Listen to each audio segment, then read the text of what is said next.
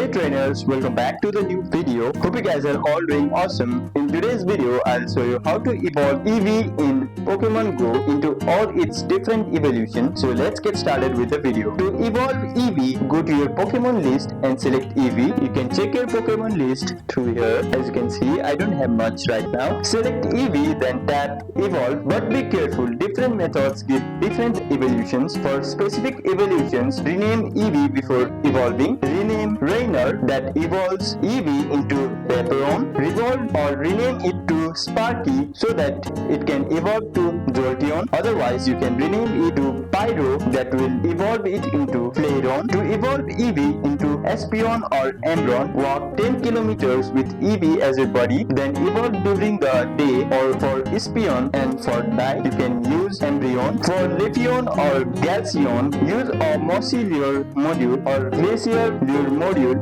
near a Pokestop, then evolve while nearby. And that's how you can get all the evolutions in Pokemon Go. Like, subscribe and comment which evolution is your favorite. Thank you for watching and I'll see you on the next one.